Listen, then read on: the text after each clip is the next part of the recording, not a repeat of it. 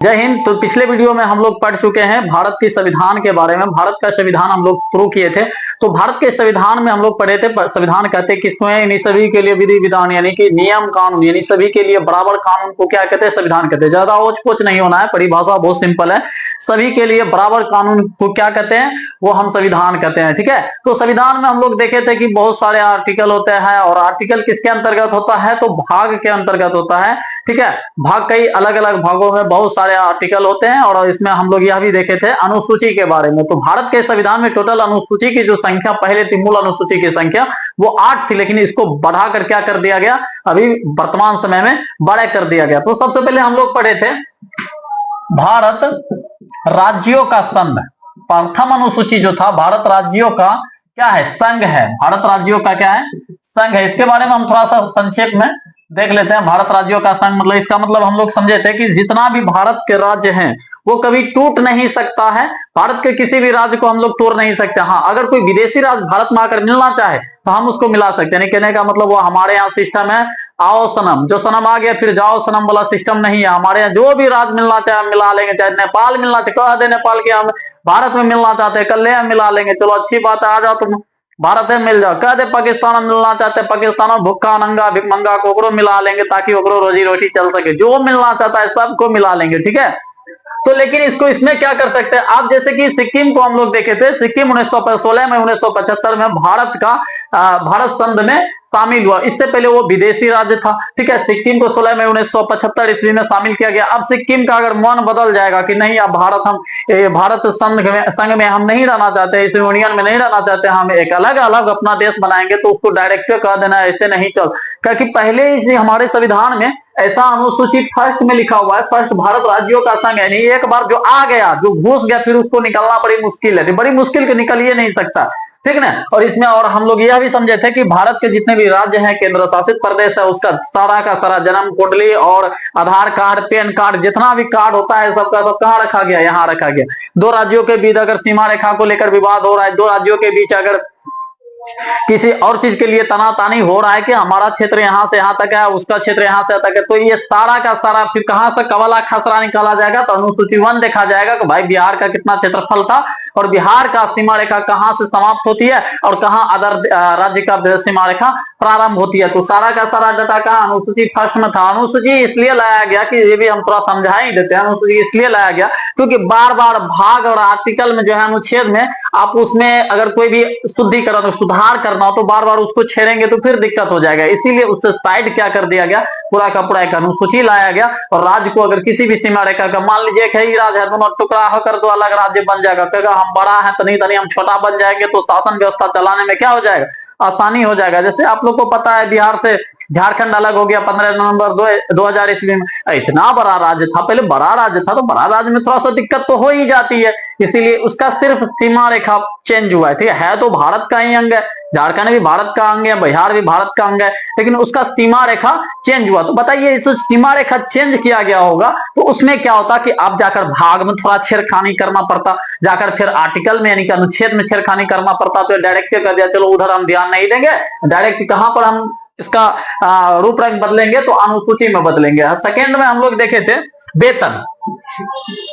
Second में हम लोग देखे थे वेतन। तो वेतन अगर मान लीजिए राष्ट्रपति है, न्यायाधीश है, सबका प्रधानमंत्री है, सबका वेतन का व्याख्या किया गया है अनुसूची 2 में, यानी किसको कितना वेतन मिलना चाहिए अनुसूची 2 में स्पष्ट रूप से लिखा गया है। तो आकर नया राष्ट्रपति बना कर देगा हमको 20 लाख का महीना चाहिए, तो कर बात नहीं चलेंगे, उसको जाकर कहेंगे जाकर देखो तुम पहले अनुसूची 2 तुम्हारा वेतन कितना है। ठीक है, तुम तो राष्ट्रपति बनने से पहले काहे ना जाकर देख लिया कि इतना इतना वेतन है, एकरा में रोजी रोटी चल जाएगा, फालतू आकर दिमाग उमाग चाटता है। तो सारा का सारा वेतन का जो कहानी है ना, किसको कितना वेतन देना है, वो सब वेतन कहाँ लिखा गया, अनुसूची 2 में लिखा गया है। ठीक है, और तीसरा हम लोग देखे थे शपथ।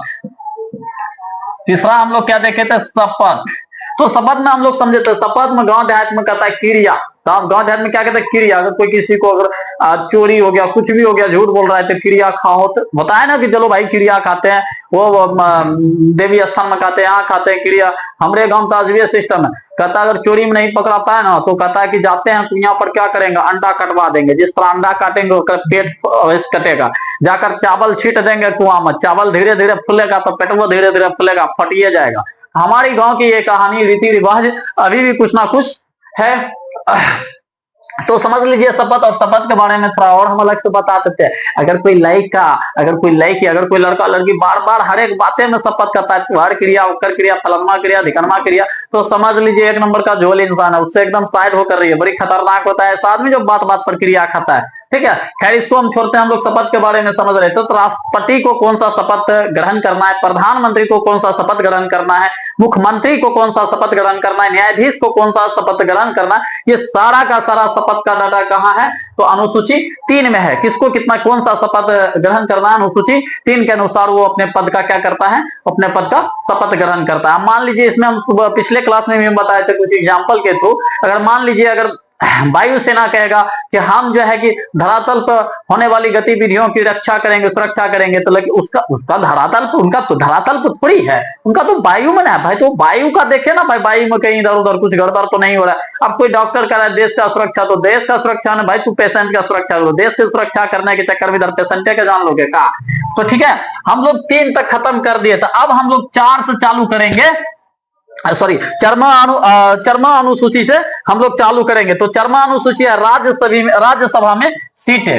अब ये समझते हैं राज्यसभा में सीटें का क्या अर्थ है।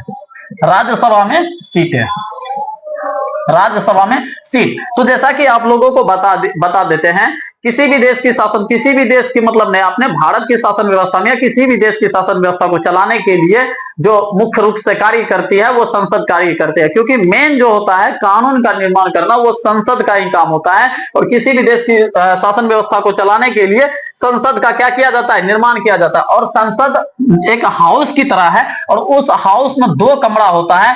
पहला को हम लोग कहते हैं LS यानी कि लोकसभा, और दूसरा को कहते हैं RS यानी कि राज्यसभा। तो लोकसभा में क्या होता है, लोकसभा में डायरेक्ट इलेक्शन होता है, चुनाव होता है। इससे क्या होता है, सांसद चुनकर इसमें जाते हैं, लोकसभा में जाते हैं। इसमें 2 कमरा है, एक लोकसभा है, एक राज्यसभा। और राज्यसभा में जो है इनडायरेक्ट जाते हैं। अलग अलग स्टेट का अलग अलग राज्यसभा का सीट होता है। जैसा कि बिहार में राज्यसभा का सीट 16 है और 32 के यहां पर है, 32 यूपी में है। ठीक है, इसमें जनता द्वारा, लोकसभा में जनता द्वारा डायरेक्ट चुन कर जाते हैं। और राज्यसभा में क्या होता है, अलग अलग राज्य का अलग राज्यसभा सीट अलग अलग होता है, तो इसमें इनडायरेक्ट जाते हैं। तो हर राज्यसभा क्या होता है, लोकसभा क्या होता है, बाकी ये संसद क्या होता है। ठीक है, ये संसद क्या होता है, ये हम जब आर्टिकल चालू करेंगे तो वहां पर हम लोग पढ़ लेंगे। बाकी यहाँ पर आप इतना ध्यान में रखिए कि 4वां जो अनुसूची है, राज्यसभा में सीट का व्याख्या किया गया है। यानी कि संसद जो है किसी भी देश की शासन व्यवस्था को बनाए रखने के लिए, कानून व्यवस्था को बनाने के लिए, किसी कोई भी अगर देश गति करता है तो सांसद के माध्यम से ही गति किया जाता है। इसीलिए संसद का निर्माण किया जाता है। और सांसद एक हाउस की तरह है, और उस हाउस में 2 कमरा है, एक लोकसभा है और एक राज्यसभा है। राज्यसभा में डायरेक्ट इलेक्शन होता है, वो जनता के माध्यम से चुनकर जाता है। और राज्यसभा में जो है कुछ सीटें होती है, अलग अलग राज्य का अलग अलग सीटें होती है। जैसे बिहार में बताए थे 16 होता है, यूपी में कितना होता है, 32 होता है। इसमें इनडायरेक्ट सदस्य जाते हैं। ठीक है, आशा करते हैं आप लोग को यहां तक समझ में आ गया होगा। अब 5वां अनुसूची हम लोग देख लेते हैं। तो भाई 5वां अनुसूची है लोकसभा में सीटें। लोकसभा में जो है SC, लोकसभा में SC और ST के लिए सीटें। तो भाई यहां पर आप लोग अगर पुरानी कुछ इतिहास पढ़ते होंगे या अपने आप जाकर ग्रामीण क्षेत्र में देखते होंगे, अभी भी जो कमजोर कास्ट है, जो पिछड़ा कास्ट है, उसको अभी भी दबा दिया जाता है, उनको उनके साथ अभी भी उनका शोषण किया जाता है। ठीक है, तो आखिर हम लोग उस पर फोकस नहीं करेंगे, उसको आरक्षण नहीं देंगे, उसको आगे नहीं बढ़ाएंगे, तो समाज जो है कभी भी संतुलन अवस्था में नहीं आ पाएगा। क्योंकि शुरू से ही दलित और महादलित और पिछड़े जाति के साथ बहुत सारा भेदभाव होता था। और अभी भी कहीं ना कहीं ऐसा देखा जाता है, अगर कहीं लड़ाई झगड़ा होता है तो वो इतना छोटका जाए थोड़ के फरिया लेगा, ऐसे करके एकदम ताना तानी एकदम चालू हो जाता है। तो भाई इसीलिए जो भगवान स्वरूप जो संविधान का निर्माण किए, वहां पर वो उनको पता था, वो आगामी जानते थे कि आने वाले समय में और इनके साथ इनका शोषण होगा, और उस समय में तो बहुत ज्यादा होता ही था। ठीक है, ये कोई कहने वाली बात है नहीं। तो सर्वोच्च सीट, देश का सर्वोच्च सीट पर पहुंचाने के लिए SC और ST के लिए कुछ सीटें जो है वो आरक्षित कर दिया गया। जैसा कि हाल फिलहाल में ही लोकसभा का चुनाव हुआ था, समस्तीपुर का एग्जाम्पल ले लीजिए। समस्तीपुर लोकसभा में जो भी सांसद प्रत्याशी होंगे वो सिर्फ क्या हो सकते थे, SC और ST के अलावा और कोई नहीं हो सकते थे। इसी तरह बिहार में जो है अलग अलग फिर अलग अलग लोकसभा सीटें क्या कर चेंज हो जाता है। आप मान लीजिए अब इस बार समस्तीपुर हुआ था तो नेक्स्ट टाइम बेगूसराय हो जाए, हो सकता है खगड़िया हो जाए। तो इस तरह क्या होता है, चेंज होते रहता है। तो लोकसभा में एससी एसटी के लिए कुछ सीटें क्या है, रिजर्व है। और ये व्याख्या कहां किया गया है, अनुसूची 5 में किया गया है। अगर मान लीजिए अगर इनको ये अधिकार नहीं दिया जाता तो फिर ये अपना हक की लड़ाई कहां लड़ते हैं। अगर इनका जो प्रत्याशी है वो लोकसभा में जाकर बैठेंगे, देश के सर्वोच्च पद पर जाकर बैठेंगे, सम्मानित पद पर जाकर बैठेंगे, तब तो ये अपने हक के लिए लड़ाई कर सकते हैं एससी एसटी। अब जब एकरा लड़े नहीं करेंगे, वहां पर बैठे नहीं करेंगे, इनके साथ अत्याचार होगा तो आवाज भाई के उठाएगा, पहले आवाज उठा पाएगा कोई। और वहां पर लड़ने के लिए तो दोनों पक्ष होना ना चाहिए, एक जो लड़ रहा है एक जकरा से लड़ रहा है, ठीक ना। अब जकरा जो एक लड़े वाला है ये नहीं है तो भाई ऐसा तो उसको तो दबा दिया जाएगा। इसलिए जो है लोकसभा में एससी एसटी के लिए सीटें क्या कर दी गई है, वो आरक्षित कर दिया गया है। तो अब हम लोग देखेंगे अनुसूची 6 पूर्वोत्तर राज्य, इनके विषय में हम लोग पढ़ेंगे। जब आप कभी भी मीडिया में देखते होंगे या टीवी पर जाकर बैठकर देखते होंगे तो पूर्वोत्तर राज्य का कहानी कभी भी नहीं दिखाया जाता है। पूर्वोत्तर राज्य में क्या हो रहा है इसकी कहानी कभी नहीं दिखाया जाता है, ठीक है। सिर्फ अपने इधर बिहार दिल्ली हिंदू मुस्लिम जाति पाति इलेक्शन ही वो अलाना फलाना देखना नवा छप्पन बहुत तेज सारा चीज दिखाया जाता है। लेकिन पूर्वोत्तर राज्य में अगर बहुत बड़ा हिंसा भी हो जाता है तो मीडिया वाला नहीं दिखाता है। पता नहीं मीडिया वाला को क्या पर्सनल दुश्मनी है उन राज्यों से, वो चीज को नहीं दिखा पाते हैं, ठीक है। तो पूर्वोत्तर राज्य में जैसे कि कह सकते हैं, पूर्वोत्तर राज्य में मेघालय, त्रिपुरा, असम और मिजोरम।